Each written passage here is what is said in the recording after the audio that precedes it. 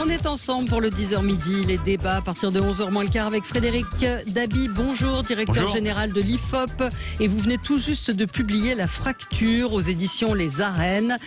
Vous serez vendredi chez André Berkoff dans la matinale de Sud Radio. Et puis on vous recevra également pour parler de ce livre, cette fracture qui est une fracture profonde dans la société française, en particulier en ce qui concerne les jeunes. On va en reparler. Éric Tegner, bonjour. Vous êtes journaliste et directeur de la rédaction d'un nouveau média en ligne, Livre Noir, avec des interviews choc, des interviews assez fortes à chaque fois de personnalités qui ne sont pas langue de bois. On va en reparler avec vous. Jean-Claude Beaujour, avocat, bonjour. Vice-président de France-Amérique, et Régis de Castelnau, bonjour. Bonjour Valérie. Avocat, votre blog, on le rappelle, c'est Vue du droit. Votre dernier livre aux éditions L'Artilleur, Une justice politique. Et vous êtes membre de la rédaction de Causeur. Alors, on va... Non, Front Populaire. Pardon. Oh là là là là là. Oh là là là là. Je ne suis plus à Causeur. Oui, ça reste des amis. Hein. Oui, pardon, Front Populaire. Éric Zemmour, 11% dans les sondages. Marine Le Pen, visiblement, a un petit peu de mal à exister. On va en reparler avec notre spécialiste Frédéric Dabi. On va parler du pass sanitaire. En ce moment même, un conseil des ministres et un conseil de défense qui va éventuellement évoquer cette possibilité de retirer le pass sanitaire dans certaines zones. Et puis Anne Hidalgo, promesse de campagne, elle souhaite baisser la vitesse à 110 km/h sur autoroute. Coup de cœur, coup de gueule. Commençons avec une promo avec vous, Éric Tegner. On n'est jamais mieux servi que par soi-même. Oui, pardonnez-moi déjà pour l'autopromotion. C'est vrai que on est assez heureux chez Livre Noir d'avoir annoncé ce matin, donc chez vos confrères du Monde, un développement de notre média qui a tout juste 6 mois, avec près de 200 000 abonnés sur YouTube. Alors forcément, on n'atteint pas les 350 000 abonnés de Sud Radio avec une merveilleuse chaîne YouTube.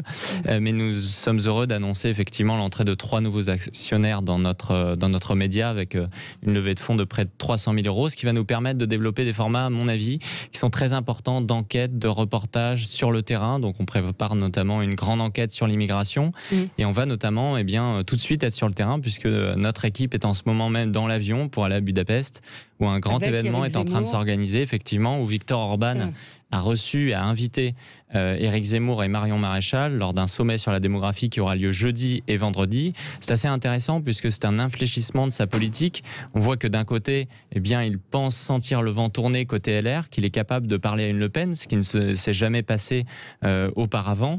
Et de l'autre aussi, on peut remarquer que Marion Maréchal et Éric Zemmour vont se retrouver dans le même événement. Alors évidemment, ce n'est pas Est-ce un que c'est soutien. Un rapprochement politique? Alors je dirais que c'est pas un soutien de Marion Maréchal et Éric Zemmour, évidemment. C'est un hasard. En tout cas, s'il y avait des problèmes entre eux, peut-être qu'elle n'y serait pas allée. On peut remarquer tout simplement que les relations sont bonnes.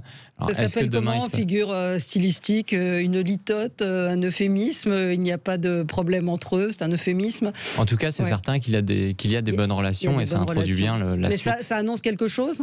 Je ne pense pas, ça annonce rien évidemment. Ils ont été tous les deux invités parallèlement. Marion Maréchal, il va aussi pour faire la promotion de son école lycée, puisqu'elle va intervenir dans un grand institut là-bas, parce qu'elle cherche aussi à développer international, mais malgré tout, encore une fois, ce n'est pas anodin de se retrouver dans le même événement. Il n'est pas parti avec Jean-Luc Mélenchon. Peut-être que Jean-Luc Mélenchon l'attend de l'autre côté à la descente d'avion. Hein. Peut-être. Moi, je voulais faire un coup de gueule avant de vous donner la parole, parce que Anne Hidalgo, hier, qui s'est déplacée à Paris, la reine-mère MAIRE a décidé donc d'aller voir ce qui se passait du côté des Jardins des Halles, dans son domaine parisien. Et là, on a tout nettoyé avant qu'elle arrive. On peut voir circuler sur les réseaux sociaux des images. Alors, je voulais l'élargir au déplacement d'Emmanuel Macron à Marseille. C'est une chose qui se fait habituellement. Sauf que là, au-delà de repeindre les murs, on a chassé certains dealers. Enfin, c'est quand même... et puis, cette espèce de « c'est pas moi, c'est pas de ma faute, c'est le préfet », etc., où elle semble découvrir qu'il y a des drogués et du crack. C'est pas terrible. De toute façon, il y a un petit peu... peut-être pas assez juste, et je crois qu'elle est déjà allée 2 fois dans les jardins des Halles, dont une fois au mois de juin, au juillet. C'est vrai que quand un chef d'État, un dirigeant va sur le terrain, bah oui, il y a ce type de choses. On se souvient de Nicolas Sarkozy en 2011 qui était accueilli que par des militants UMP dans des villages presque Potemkin. C'est vrai que ce problème du crack est un problème qui est une véritable souffrance et nuisance pour les habitants, pour les riverains. C'est vrai qu'il y a ce cas spécifique de Paris où ce n'est pas le maire qui a le pouvoir de police, c'est le préfet. Non, elle a autorisé les salles de shoot. Pourquoi est-ce qu'elle n'y va pas? Ça n'a rien à voir, les salles de shoot et le crack, hein, si je puis me permettre. D'un côté, on est sur un cas thérapeutique, de l'autre, c'est effectivement des nuisances terribles. On voit des vidéos absolument presque insoutenables pour les personnes qui se droguent et également pour les riverains. Ça peut être un caillou dans sa chaussure si tout au long de sa campagne, il y a le terrain parisien qui la rappelle, même si je l'avais dit sur ce plateau il y a quelques semaines. Je suis désolé, il y a eu une élection municipale à Paris, elle a été largement réélue, y compris dans le 18e et dans le 19e. Sauf qu'on peut faire le constat. La question, c'est quand elle dit « je ne veux pas de journalistes », évidemment, les journalistes ayant le sens de la contradiction, ils sont évidemment tous allés. On peut y aller incognito, on peut ne pas prendre sa voiture avec un gyrophare, comme l'a montré ce matin Charles Gave. Enfin voilà, c'est le 2 poids 2 mesures qui, moi, m'a horripilé et m'horripile d'une manière générale. Je vous ai entendu pouffer, Régis de Castelnau. Non, je pouffais pas. Je constate que j'ai toujours mon désaccord persistant avec Frédéric concernant la légitimité je dis bien légitimité, hein, pas l'illégalité. Légitimité d'une élection, ça pose un problème démocratique tout à fait considérable. Un scrutin devant être sincère et que le critère de sincérité, c'est un juriste qui vous parle, ne me semble pas exister quand on se retrouve avec des élections avec 15% des inscrits qu'on est élus, avec tous les pouvoirs. Alors, non, mais il me semble ce que disait... Il faut être sérieux. Il n'y a pas eu 15% de participation à Paris au municipal. Je vais me réserver. 35, oui, mais vous avez des élections dont le premier tour a été organisé alors qu'on savait que le deuxième pourrait pas avoir lieu. L'écart d'1 semaine entre 2 tours est constitutionnel à mon avis. Enfin bon, c'est pas notre débat. Simplement, ce qu'avait soulevé, parce que je vais me réserver pour dire du mal d'Anne Hidalgo, quand on parlera de la limitation de vitesse. J'aurais peut-être dû le faire tout à l'heure, effectivement. Non, mais ce que je veux dire simplement, ce que vous souleviez, Valérie, c'était le fait que l'endroit où elle se rendait ait été nettoyé nickel. Frédéric a raison. C'est habituel et c'est normal qu'on fasse ça. 42%. Le problème, si vous voulez, c'est que ça prend une valeur symbolique extraordinaire parce que cette ville est absolument infecte. Elle est absolument infecte et je veux dire, moi qui n'y retourne que de temps en temps, à chaque fois, je constate une dégradation. Vous avez dit la reine mère, je dirais, vous savez, elle a un surnom maintenant, c'est la reine des rats. Cette ville est absolument infecte, mais quand elle se déplace, elle a dû venir en voiture, et pas en vélo. Elle est venue en voiture avec un gyrophare. Évidemment, comme d'habitude, avec un gyrophare, et on avait tout nettoyé. Donc, de voir les machines nettoyer nickel l'endroit, ces machines qu'on ne voit jamais ailleurs, je voyais des remarques des gens qui disaient, mais écoutez, moi, dans ce quartier, ça fait 1 an que j'ai pas vu un balayeur. Alors, on va marquer une pause, on pourra continuer à en parler dans un instant avec vous. À tout de suite. Bon, nous débattons avec vous, avec Frédéric Dabi, directeur général de l'IFOP. Votre livre qui vient tout juste de paraître, La fracture aux éditions Les Arènes, qui analyse, je crois que la fracture, ça va être fracture et radicalité. Ce vont être les 2 mots de cette campagne présidentielle. Éric Tegner, journaliste, directeur de la rédaction d'un nouveau média en ligne, Livre Noir. Jean-Claude Beaujour, avocat, vice-président de France Amérique, et Régis de Castelnau. Vous êtes avocat, votre blog Vue du droit, votre livre Une justice politique aux éditions L'Artilleur, et vous êtes membre de la rédaction de Front Populaire. Éric Zemmour grimpe lentement mais sûrement dans les sondages. Peut-être que ça atteindra un plafond, on ne sait pas, on va en parler. Marine Le Pen a un petit peu plus de mal visiblement. Est-ce qu'il faut assouplir le pass sanitaire localement et puis la vitesse à 110 km sur autoroute comme le souhaite Anne Hidalgo? On reparlera d'Anne Hidalgo, j'avais lancé un petit peu le sujet, mais Jean-Claude, je vous donnerai la parole tout à l'heure quand on va reparler d'elle. On continue vos coups de cœur, vos coups de gueule. Jean-Claude, vous, c'était un coup de gueule. Oui, on a tous entendu le professeur Fontanier Fontanier, qui est un très grand professeur de médecine, un grand chercheur, membre du conseil scientifique, nous dire qu'il fallait qu'on s'apprête à reprendre des mesures de restriction. En tout cas, il nous dit faites attention à l'hiver, parce que les Français doivent se préparer à retrouver des restrictions qui avaient été levées. Alors, vraiment, le professeur Fontanier est un grand médecin, c'est pas sa parole, c'est pas le fond qui me gêne. Moi, ce qui me gêne, c'est qu'on assiste, on commet exactement les mêmes erreurs que au cours des mois passés. On a un membre du conseil scientifique qui nous dit quelque chose de sensiblement différent de ce qu'a dit le président de la République et le ministre de la Santé récemment. En d'autres termes, pour moi, le risque, c'est véritablement la cacophonie de la parole publique, et c'est ce qui a provoqué une défiance de la part de nos concitoyens. C'est ce qui fait qu'un certain nombre ont dit on ne veut pas se faire vacciner, on ne veut pas prendre un certain nombre de mesures, parce que précisément on nous a dit tout et son contraire. Donc je pense que si on peut tirer une seule leçon de ce qui s'est passé au cours des mois derniers, c'est que les responsables prennent le temps de réfléchir et de ne pas faire des annonces, chacun dans son coin, aussi légitimes soient-elles, parce que je comprends la mise en garde, et on peut comprendre la mise en garde, mais quand on est membre du conseil scientifique, je crois qu'à un moment donné, il appartient au conseil scientifique de prendre le temps de réfléchir, parce que vous savez, on n'est pas à 5 minutes près, de prendre le temps de réfléchir, de nous indiquer très clairement comment est-ce qu'on va comment est-ce qu'on va abandonner les mesures de restriction, ou sur quelle période, ce qu'on fera pour la suite, et ne pas partir dans tous les sens. Pour moi, on retombe dans les mêmes erreurs, et c'est ce qui a entraîné, c'est ce qui fait qu'il y a une défiance de la parole publique au-delà du pass sanitaire, au-delà de la vaccination. Et vous avez vu, c'est ce qui a fait entre autres que, par exemple, outre-mer, les gens ont refusé massivement de se faire vacciner parce qu'ils disent on nous a raconté tout et n'importe quoi. Et donc c'est là où il faut véritablement faire attention. Je pense que là, il y a une leçon à tirer, et c'est vrai que je ne suis pas très content de cela. Parlons avec vous, c'est quoi? C'est un coup de cœur, un coup de gueule? C'est ni un coup de cœur ni un coup de gueule, c'est une remarque sur l'emballement et parfois, pardon de ce terme, le cirque médiatique. Hier à 21h a été annoncée la mort de Paul Kiles, qui était ministre. Vous piquez le coup de gueule de... non, c'est bon, pardon, c'est pas ça du tout, pardon, c'est moi qui suis... Il n'y a pas de problème.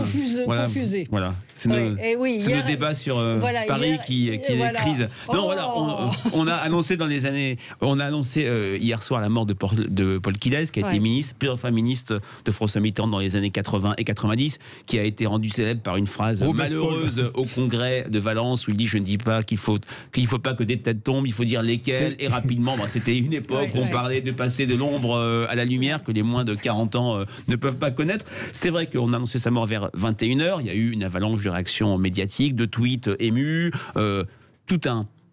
je peux dire, un enchaînement, et 1h30 après, ou un peu moins d'1 heure après, sa famille a démenti sa mort. Il est malade, il est en soins palliatifs, mais il est bien sûr vivant. Et c'est vrai que ce n'est pas la première fois. C'est vrai qu'il y a eu, il n'y a pas très longtemps, un samedi en 2018, en février, Martin Bouygues. Il y a eu Bernard Tapie 2 fois. Il y a eu encore plus avant Pascal Sevran. Il y a eu aussi, c'est pas une question de vie ou de mort, mais c'est la même logique. Un soir, il y a 2 ans, d'octobre, l'arrestation de Xavier Dupont de Ligonnès. Il y a eu un emballement absolument dingue. Ça, il y a 2 choses. Bien sûr, l'erreur est humaine. L'erreur vient de M. Ramon, qui est président du conseil départemental du Tarn.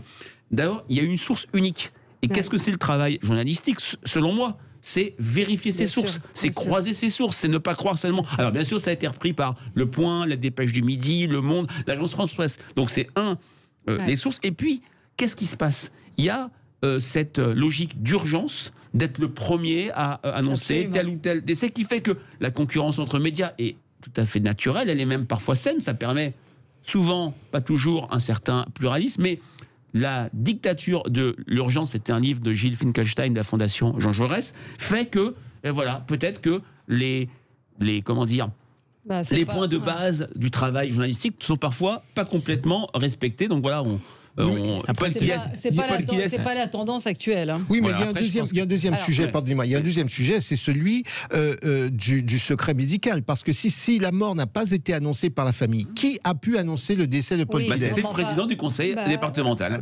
Sur la foi de je ne sais qui. Mais justement, quand vous êtes en soins palliatifs... Regardez Martin Bouygues, il n'était pas malade et on n'a pas empêché au-delà, c'est pour ça que je dis qu'au-delà du problème que soulève Frédéric, au-delà du problème que soulève Frédéric, moi je pose la question du personnel médical qui est tenu malgré tout au secret médical parce qu'il est justement dans un établissement de santé, un établissement de soins. Si ça n'est pas la famille, qui a fuité? Oui. Question. Je pense aussi que c'est intéressant. Attendez. Ça peut être le regroupement de 2-3 petites infos qui en font une. Ouais. Je pense qu'il n'y a pas quelqu'un qui est venu dire ça y est, il est mort. Hein, non, mais dans ce cas-là, comme dit Frédéric, on vérifie. Nous, régulièrement, on a entre journalistes des alertes. Il y a une semaine, on nous dit Bernard Tapie est mort. Donc, avant de balancer une info, on vérifie, on attend le communiqué de la famille. Mais ce qui est plus étonnant, c'est que l'AFP reprenne ça. Oui, mais il y a une raison à ça. Il y a une raison, cette dictature de l'urgence. J'ai des points d'accord avec Frédéric. Cette dictature de l'urgence, elle existe là, elle existe. Alors la nouvelle, elle peut se construire à partir de malentendus, de choses comme ça. Mais effectivement, elle va se construire d'autant plus facilement qu'il y aura cette envie, cette urgence, cette envie d'être le premier. Et puis aujourd'hui, je veux dire, les médias dont on parle et qu'on accuse de beaucoup de maux, ils sont très souvent à la remorque parce qu'il y a les réseaux. Excusez-moi, le matin, moi je regarde Twitter, j'ai sélectionné des comptes et hop, j'ai des extraits d'articles, ce qui m'évite d'aller feuilleter les journaux. Je suis désolé, je m'informe aussi par ce biais-là. Oui, je le fais après, Valérie, ne vous inquiétez pas. Vous savez, moi je suis old school. J'imagine.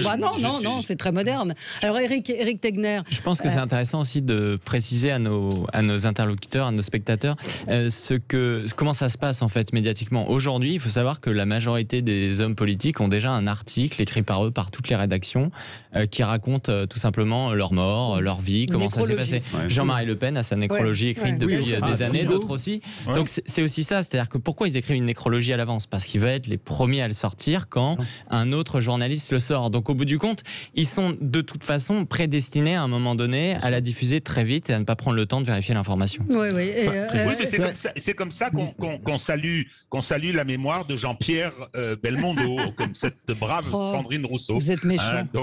Vous êtes méchant. Non, je suis pas méchant. Et Stéphane a raison, il dit, mais ça c'est en référence à ce qu'évoquait Jean-Claude Beaujour sur le secret médical, mais c'est peut-être pas un médecin qui a sorti le QR code. Je dis secret médical. Le QR code d'Emmanuel Macron. C'est la même logique. D'où il sort, qui l'a donné. Donc ça pose un problème de la sécurité des données personnelles. Le problème reste posé. Je veux dire, ça veut dire, et je partage vraiment l'avis sur la question du travail des journalistes, mais aussi le personnel médical a une responsabilité. Je sais que dans certains établissements, c'est vrai que parfois le personnel, il faut rappeler au personnel qu'il est tenu de manière absolue au secret médical. Alors, Régis, coup de gueule. Alors, coup de gueule, il y a eu un démenti. J'ai vu un article d'un journal britannique disant que la France s'apprêtait à proposer à l'Union européenne son siège à l'ONU, au Conseil de sécurité de l'ONU. Alors, j'ai réagi sur le coup en me disant mais c'est pas possible, ça va pas recommencer, c'est important. Alors, il y a eu un communiqué, et cela aussi c'est très intéressant, un communiqué vengeur, démentant formellement de la part de l'Élysée. L'Élysée étant aujourd'hui dans une démarche et une approche politique anti-atlantiste, à cause de ce qui nous est arrivé en Australie. Je ne vais pas renoncer à mon coup de gueule. Ça fait longtemps qu'on nous bassine avec ça. Les Allemands l'ont quasiment officiellement réclamé, ce partage du siège au Conseil de sécurité. L'Union européenne aussi, dans les discussions, etc. Et là, on n'a pas eu de démenti du tout. Et même Emmanuel Macron a laissé entendre à quelques reprises que c'était une question qui pouvait être en discussion, sauf que là, effectivement, on lui lance ça dans les jambes et il réagit parce qu'il est en train de nous raconter une storytelling. Je suis ferme pour les intérêts français et je suis capable d'être anti-atlantiste. Bon, je pense que ça ne durera pas, mais il y a effectivement en Europe cette tentation, et pour des raisons qui s'expliquent d'ailleurs, parce qu'on considère qu'il y a une souveraineté européenne, ce que je ne crois pas une seconde, et par conséquent, il faut que la France partage son poste qu'elle a eu pour des raisons historiques et bien évidemment géostratégiques. Mais donc c'est bien faux, l'Élysée a tweeté et a démenti cette information donnée par le Daily Telegraph. On se retrouve dans un instant avec vous, évidemment, 0826 300 300, Éric Zemmour qui monte dans les sondages, Marine Le Pen qui semble avoir un petit peu plus de mal à exister, mais nous n'en sommes qu'aux prémices de cette campagne. À tout de suite. On est ensemble jusqu'à midi pour commenter l'actualité avec Frédéric Dabi, Éric Tegner, Jean-Claude Beaujour et Régis de Castelnau.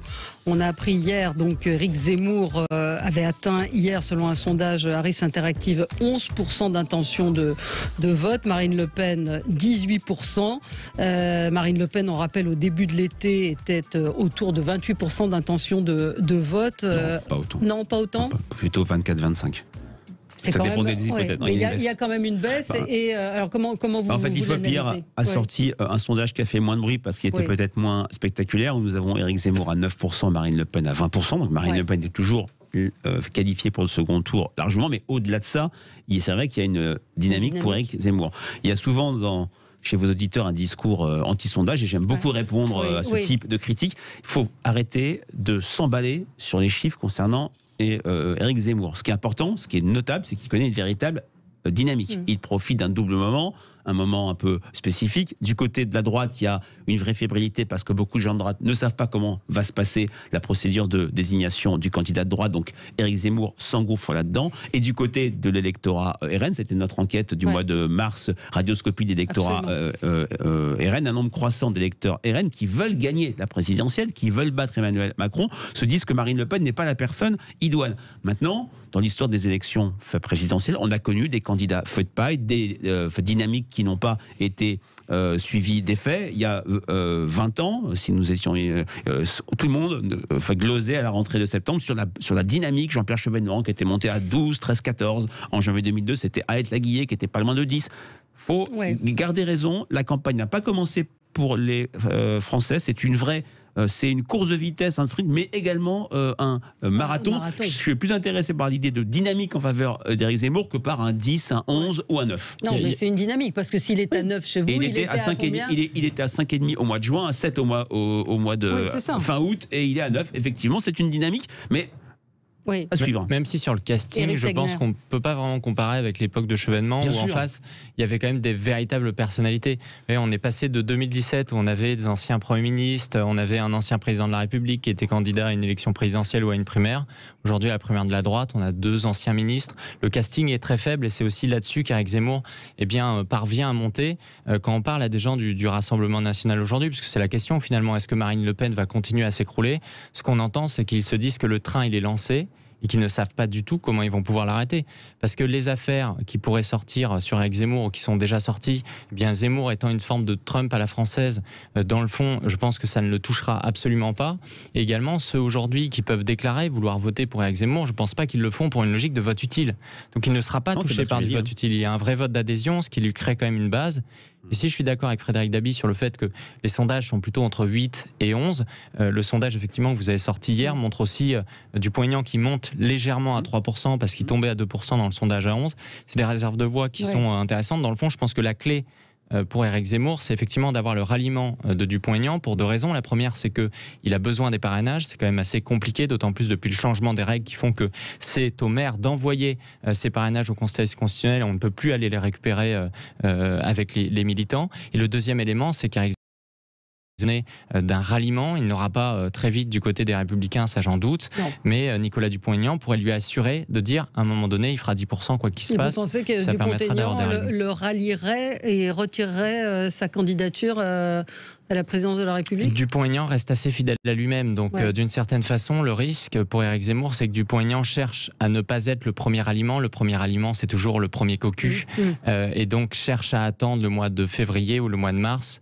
Mais c'est quand même, on observe quand même que Nicolas Dupont-Aignan est assez fragile aujourd'hui, qu'il dit assez peu de choses sur Éric Zemmour. Mais la clé pour Éric Zemmour dans cette présidentielle, c'est Nicolas Dupont-Aignan, c'est Laurent Wauquiez, c'est Marion Maréchal. Il n'a pas véritablement besoin d'autres soutiens pour obtenir une dynamique. Et dans le même temps, il y a une analyse qu'on ne met pas, je trouve, assez en avant, c'est qu'on parle toujours d'Éric Zemmour et de Marine Le Pen, mais on ne prend pas assez le cas de LR. C'est-à-dire que quand Marine Le Pen explique qu'elle pourrait perdre finalement, ne pas accéder au second tour en raison d'Éric Zemmour, ça veut dire que si elle n'accède pas au second tour, ça serait LR. Bien, et que LR, aujourd'hui, dans les sondages, si on voit Xavier Bertrand face à Emmanuel Macron, constate qu'il serait plus facilement élu, qu'en tout cas, c'est le seul scénario dans lequel Macron pourrait perdre. Sauf que je vois assez peu LR, qui n'est plus au pouvoir depuis 10 ans, refuser la main tendue d'Éric Zemmour dans le cas d'un second tour si Éric Zemmour est à 11-12%. Je le vois assez peu. Je pense comment il pourrait se priver de ça. Franchement, vous avez ce que vous dites est très juste, mais on n'en est pas là. On peut pas. On sait très bien qu'on n'est pas propriétaire. Première observation. À entendre M. Tegner. Oui, je constate que ça n'est pas du tout un hasard que Marion Maréchal et Éric Zemmour aillent ensemble en Hongrie. Je vous ai entendu. J'apprécie ce que fait Livre Noir. La preuve, je vais y enregistrer une émission lundi prochain. Mais effectivement, on a une cristallisation, et c'est un secret de polichinelle. Éric Zemmour, Marion Maréchal, c'était les assises de la droite il y a 2 ans, je crois que c'était ça. Donc il y a effectivement cette tendance très anti-Marine Le Pen. Et donc, bon, ça c'est une donnée du jour. Moi, je pense que Frédéric a dit ce qu'il fallait dire. On est un peu en train de discuter du sexe des anges. On a une photographie de ce qui se passe. La donnée qu'il faut retenir, c'est qu'il y a une dynamique Éric Zemmour. Ce que j'ajouterais simplement, c'est que privilège de l'âge, derrière lequel je m'abrite souvent, c'est que toutes les élections présidentielles, je les ai connues depuis 1965. Et il y a toujours eu des flambées. Moi, je me rappelle que Coluche était donné à 13-14%, etc. L'exemple de Chevènement est très bon parce qu'il avait une stature d'État. Voilà. Non, et puis ceux qui étaient élus l'année d'avant, et puis ceux qui étaient, on va pas être trop méchant avec Jérôme, Frédéric, Jérôme Jaffray, mais au mois de février 1995 ou janvier, c'était en janvier, Le Monde, première page, article d'un professionnel du sondage disant ça y est. La durée était mon ami Jérôme Jaffray. Ce que vous dites est juste, mon cher Régis, mais c'est le titre du Monde pour les Français d'élection présidentielle est joué. L'article était déséquilibré. Et puis on se souvient, ça a marqué. Pas tous en même temps.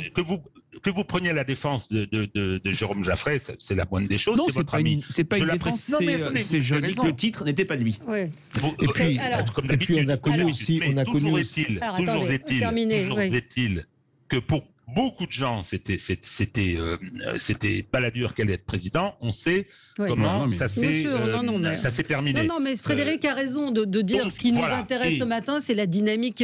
Moi, ce que je retiens, Valérie, ce que je retiens le plus dans ce que dit Frédéric, c'est que la droite républicaine classique, celle qui dispose des réseaux, d'un parti, des collectivités locales, etc., c'est une puissance.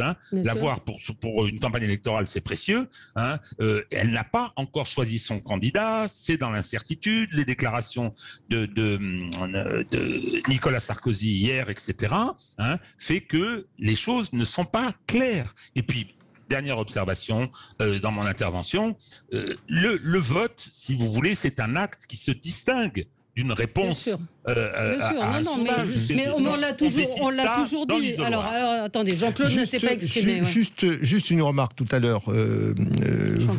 Vous disiez que Zemmour, c'est peut-être le Trump à la française. La structuration partisane aux États-Unis, bien sûr, mais la structuration partisane est bien différente. Dans un scrutin français comme celui-là, malgré tout, un candidat a besoin d'un parti, il a besoin de troupes sur le terrain, il a besoin de troupes d'élus bien ancrés, ce qui est sensiblement différent aux États-Unis. Il y a un côté plus déconnecté, y compris eu égard à l'espace géographique américain.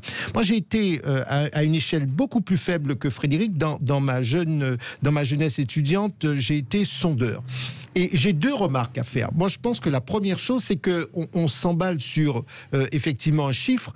Et pour qu'on ne dise pas que les sondages se trompent, je crois que le chiffre, souvent, est lié au fait qu'en amont, on dit pour qui voteriez-vous ?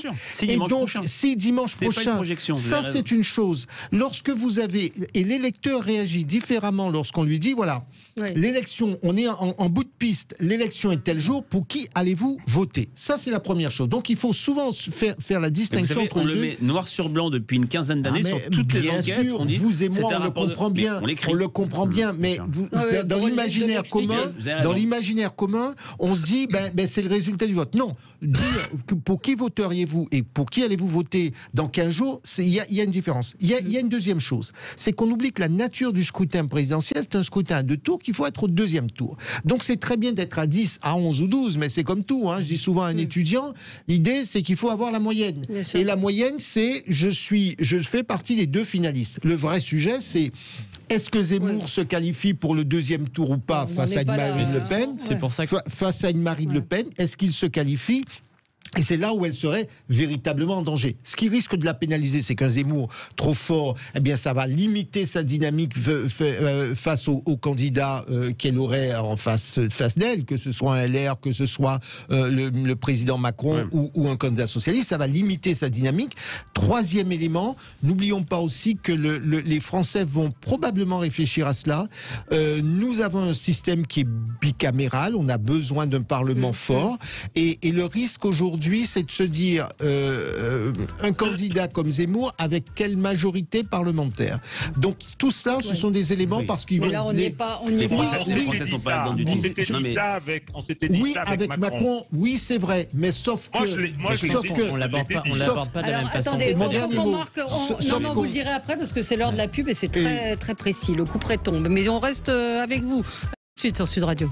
Avec vous sur Sud Radio, on est ensemble jusqu'à midi. Nous parlons donc de ces sondages qui montrent une progression du candidat potentiel putatif Éric Zemmour qui n'est toujours pas déclaré. Marine Le Pen, elle perd un certain nombre de points. C'était notre débat de ce matin. Est-ce que c'est une épine dans le pied de Marine Le Pen Moi, personne ne peut le dire. C'est clair que Éric Zemmour encombre cet espace d'une droite de la droite. Il y a Nicolas Dupont-Aignan, il y a peut-être François Asselineau, il y a ce matin Jean-Frédéric Poisson sur Sud Radio qui a déclaré son ralliement à Éric Zemmour. Donc il n'est plus candidat, il était testé dans nos enquêtes pour Sud Radio. Qu'est-ce que l'on peut dire ?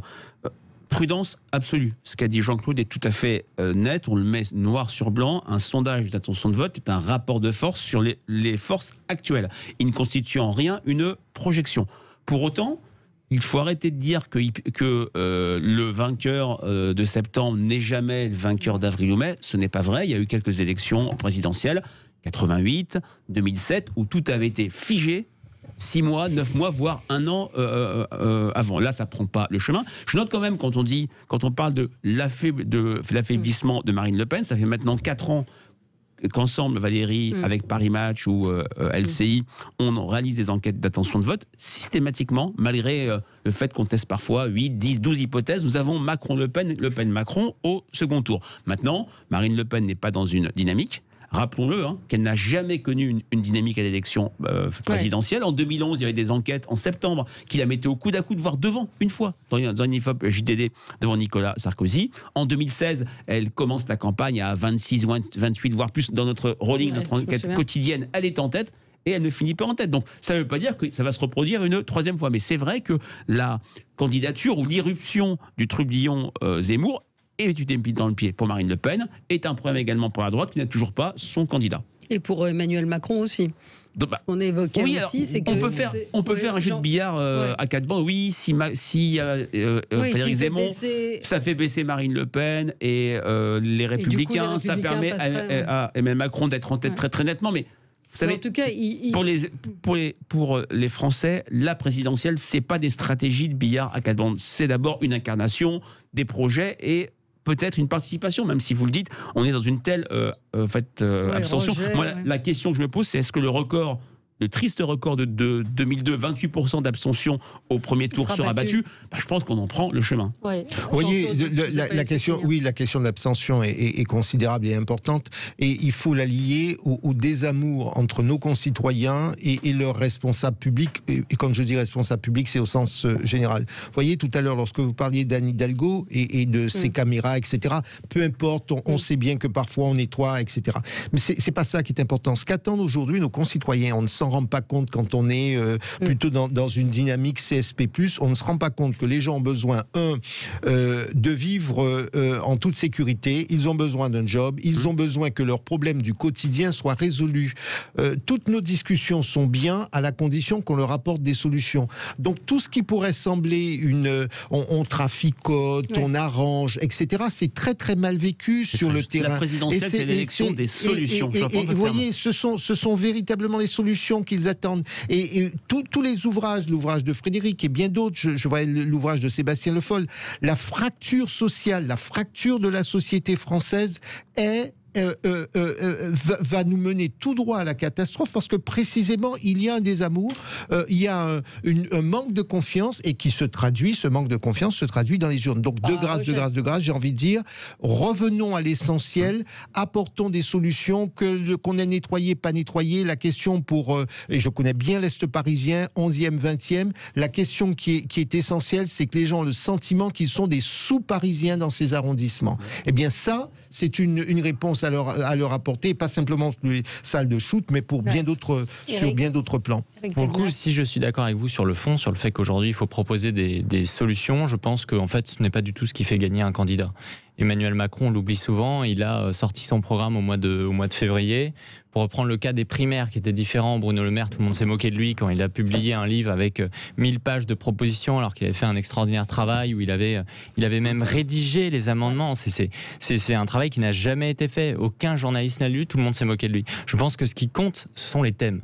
Et c'est là où et l'incarnation évidemment, et la crédibilité. Donc en fait, les journalistes qui vont expliquer qu'il y a des solutions, ils les ont jamais lues, ils les ont jamais vues, mais les Français se disent bon, lui, il a l'air crédible, il a tel ou tel soutien. C'est plus une histoire de package. Mais dans le fond, au niveau des thèmes, je pense que par exemple l'arrivée d'Éric Zemmour dans la campagne présidentielle était un risque pour Emmanuel Macron, dans la mesure où, peu importe le score d'Éric Zemmour, il mettra sur le devant de la scène, et on va le voir, je pense, dès demain soir, chez vos confrères de BFM TV pour le débat Mélenchon-Zemmour, eh bien, la question de la sécurité. Et on a parlé de 2002, de Jospin, du fameux syndrome où finalement, eh bien, si on est au pouvoir mais que sur le régalien on est faible, on peut en tout cas perdre. Et là-dessus, sur Emmanuel Macron, ça va être assez compliqué pour lui parce que son bilan sur le régalien est très faible. Sachant, ce que vous dites est juste, sachant qu'on n'est pas dans le contexte, je vais très vite pour laisser Régis parler, sachant qu'on n'est pas dans le contexte de 2002, pour la première fois, la sécurité était le premier thème. Là, quand on voit notre enquête de rentrée, on a des thèmes qui sont très divers. Il n'y avait pas un thème santé, c'est la 3e année de suite, et c'était avant le Covid. Le Covid n'a fait qu'amplifier cette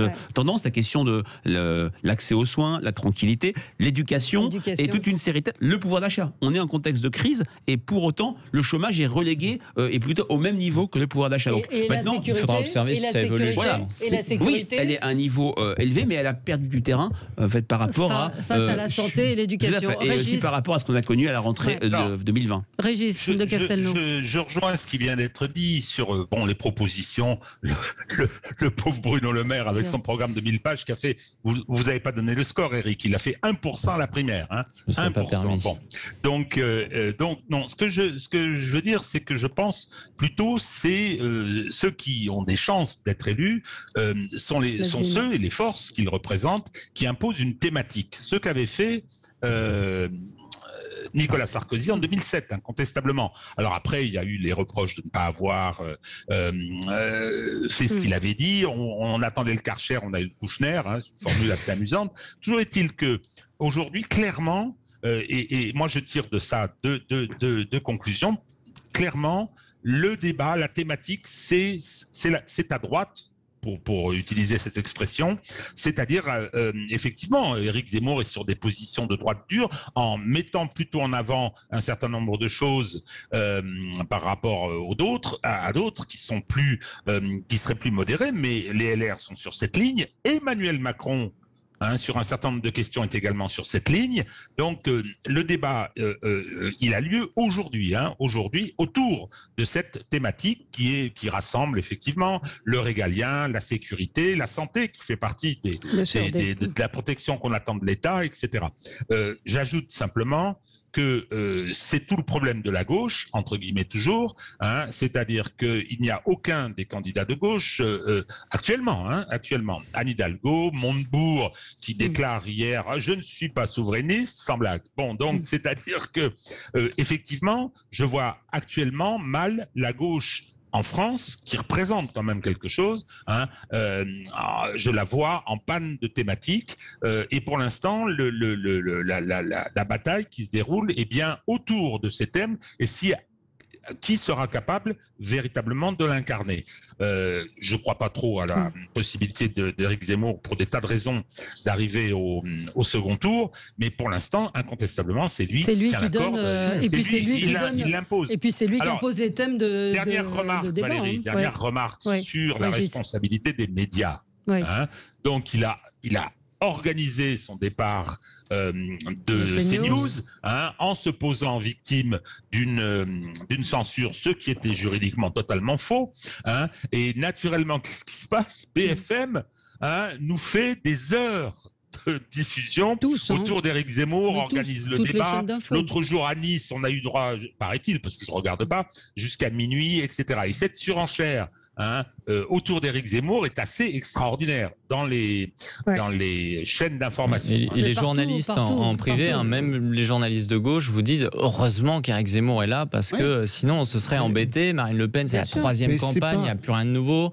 LR, dans le fond, tout le monde se moque d'eux. C'est vrai que je rebondis sur ce que vous dites, Éric. Les élections qui ont le plus suscité l'intérêt ont été des élections de rupture, de changement. 81, 95, 2007, record de participation depuis 65, avec 3 candidats de changement, de rupture, qui à eux 3 font 77%. C'est vrai que là, on est sur un casting qui ressemble beaucoup à 2017. Artaud, Poutou, Mélenchon, Macron, Dupont-Aignan, Le Pen, Lassalle peut-être. Donc c'est vrai que Éric Zemmour et un degré moins Xavier Bertrand, mais va-t-il être désigné, apparaît comme quelque chose de nouveau, et c'est ça qui peut susciter de l'intérêt. Mais je le répète, on est tellement loin, attention au feu de paille Zemmour. On va marquer une pause, on se retrouve dans un tout petit temps, à tout de suite.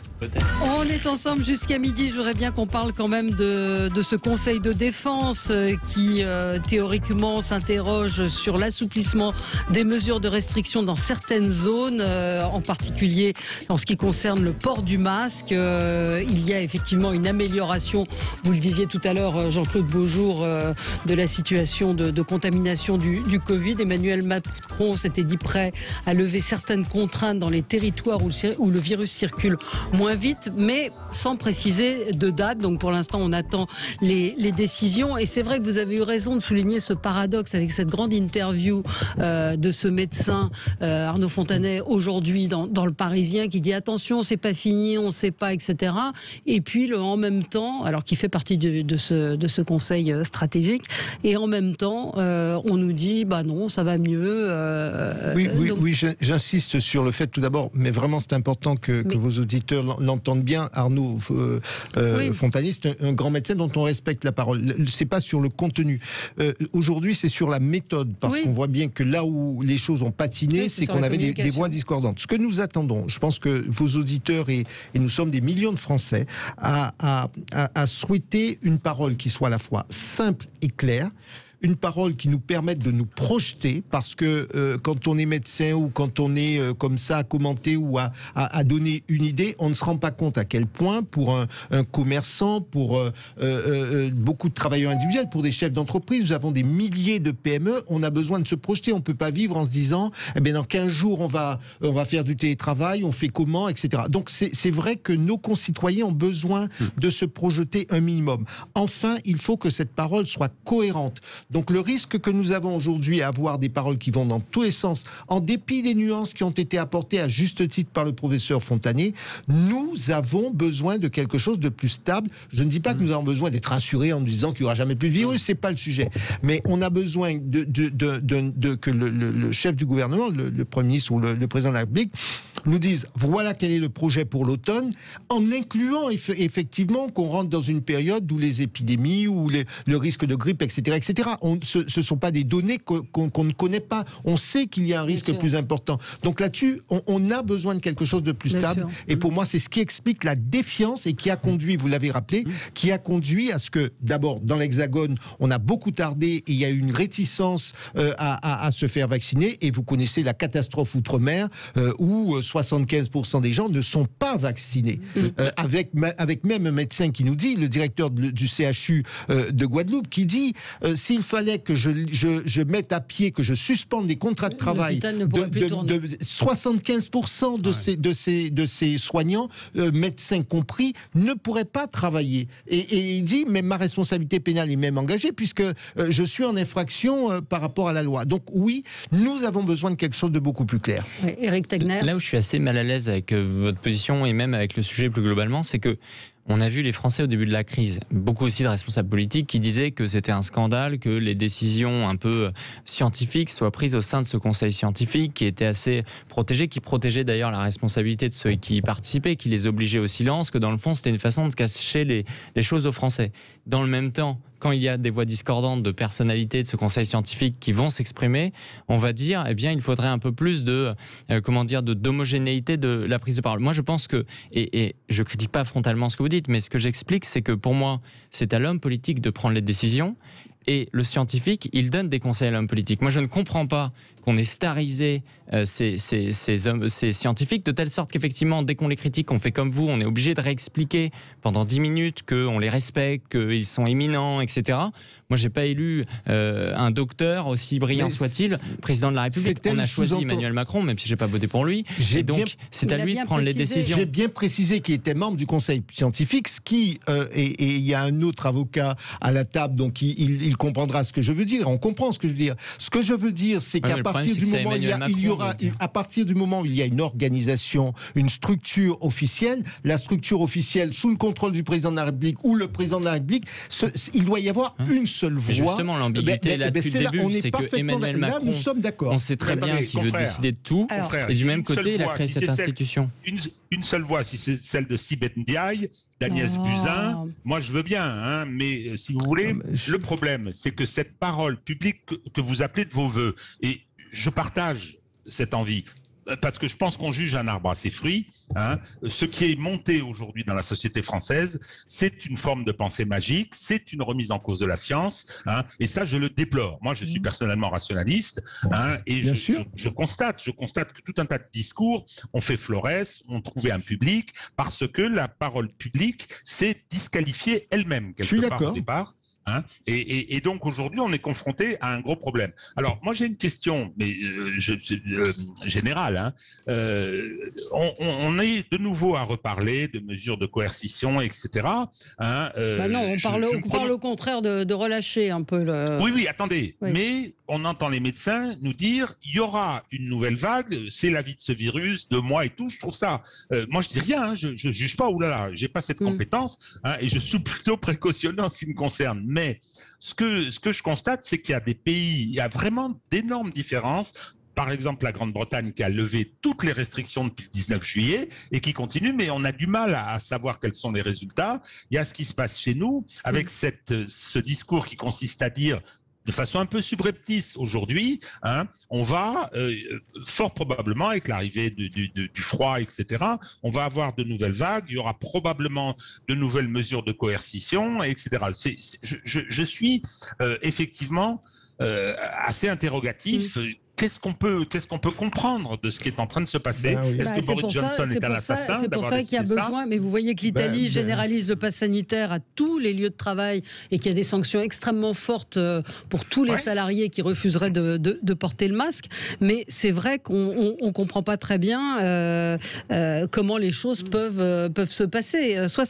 On rappelle, 65 départements avec plus de 70% de vaccinés, et en métropole, ce sont les Pyrénées-Orientales qui ont la plus forte couverture vaccinale, 86,4% de la population. On est dans un contexte particulier. Pour la première fois, c'était une enquête IFOP fiduciale pour Sud Radio. La confiance à l'égard du gouvernement sur la dimension vaccinale, sur la gestion économique de la crise et sur la gestion sanitaire a été majoritaire excédentaire. Ça n'était jamais en fait arrivé. Il y avait une dichotomie entre une confiance sur la dimension économique, le quoi qu'il en coûte, des mesures bien incarnées par Bruno Le Maire, et une défiance sur ce que vous avez rappelé très justement, Jean-Claude, ce juin 40 en fait sanitaire, les hésitations, la perte de cohérence. Là, il semblerait que les Français retiennent la photo qu'on a en fait actuellement, c'est-à-dire la vaccination qui monte en fait en puissance. On est passé de la tortue au lièvre, même si le lièvre perd à la fin.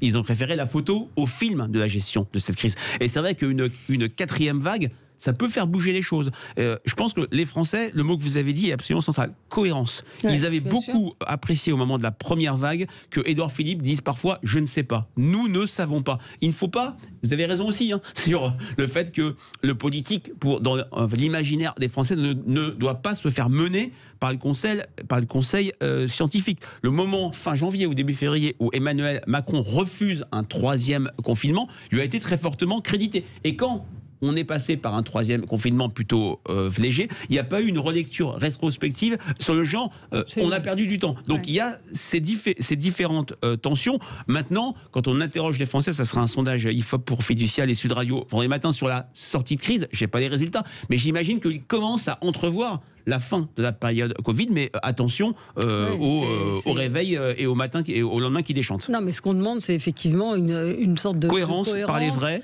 Et capacité à dire qu'on ne sait pas.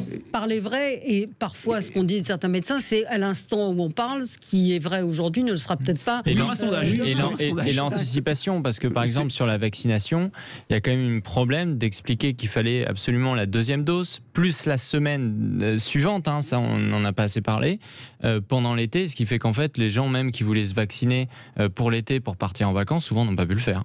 Parce qu'ils programmaient leur première vaccination fin juin, qu'ils avaient la deuxième parfois au mois d'août, qu'après il fallait attendre une semaine. Quand ils étaient d'ailleurs pas au courant qu'il fallait attendre une semaine, eh bien ils se faisaient recaler à l'aéroport.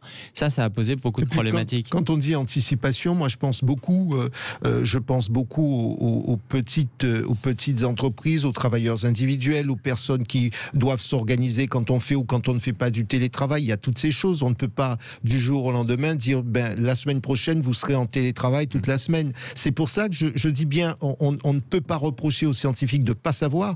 Ce que je dis, c'est qu'il faut qu'on arrive à nous mettre en place quelque chose qui permette l'anticipation, parce que ça n'est pas aussi évident que cela pour une mère de famille à qui on dit vous faites du télétravail ou vous cessez de faire du télétravail. Il faut s'organiser derrière et il faut penser aux gens qui sont en région. Il y a une logistique à mettre en place et ça, gardons-les en tête. Oui. Est-ce que c'est stratégique aussi pour le gouvernement de dire on va alléger parce que politiquement les Français en ont peut-être marre du C'est quoi la tendance, Frédéric Dabi, sur ça Les Français ont quand même anticiper que cette campagne présidentielle va être une campagne peut-être sous Covid. Et on verra d'ailleurs les modes de communication des candidats, peut-être moins de grands meetings, peut-être une importance plus forte donnée au débat d'avant le premier tour. On se souvient comme en 2017, ils ont compté dans la chute de Marine Le Pen, dans la vraie dynamique en faveur de Jean-Luc Mélenchon, dans l'effondrement de Benoît Hamon. En tout cas, non, les Français, et c'est ce que vous disiez, ont du mal à se projeter. Ils se projettent mieux, ce qui fait que le moral est quand même remonté à un niveau plutôt élevé pour faire rentrer, mais ils sont sur leur garde. Et c'est pour ça que je parlais de croiser des chemins. Il y a le gouvernement Emmanuel Macron qui a dit à 2-3 reprises qu'il allait desserrer, ce qu'a dit hier monsieur Fontanet. Tout cela, c'est cette logique de croiser des chemins. Et cyniquement, je pense que les Français, d'un point de vue électoral pour Emmanuel Macron, les Français ont besoin de se dire que si Emmanuel Macron est réélu, ça va se terminer. Il faut absolument qu'il voit une sortie de crise. Et dans le même temps, je ne pense pas qu'Emmanuel Macron ait un intérêt. Je ne suis pas en train de dire que, du coup, il joue des intérêts stratégiques, que la crise du Covid soit finie au mois de janvier ou au mois de février. Il a besoin qu'il y ait encore une tension, exactement. Et pour qu'il profite de l'effet du sortant, où les gens se disent, finalement, aujourd'hui, on est protégé, il y a de l'argent public qui coule à flot. Il ne faut pas oublier aussi qu'Emmanuel Macron sera président de la présidence tournante de l'Union européenne les 6 premiers mois de 2022. Donc, il arrivera à convaincre ses partenaires de continuer à subventionner l'économie française pour éviter le risque Le Pen ou le risque fasciste. Ouais. Et donc, finalement, il a intérêt quand même à continuer à ce que. Mais les Français sont capables d'entendre un propos qui soit un propos qui s'installe dans le temps. Moi, je pense qu'on peut effectivement dire aux Français, on va pouvoir desserrer les taux, et que pour desserrer les taux correctement et sans système d'accordéon, il y aura des mesures d'accompagnement. Ça, ils sont capables de l'entendre de la même façon que lors du premier confinement, ils ont été capables.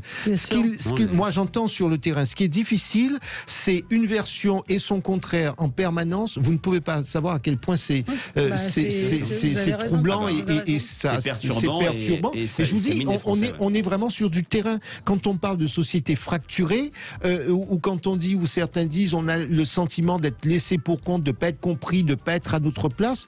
Pourquoi ? Parce qu'ils disent, on ne tient pas compte de ce que nous vivons au quotidien. Et il faut anticiper cela dans les mesures qui vont être prises ou proposées. Merci à tous les quatre. Dans un instant, André Berkoff, et nous on se retrouve demain. Très bonne journée sur Sud Radio.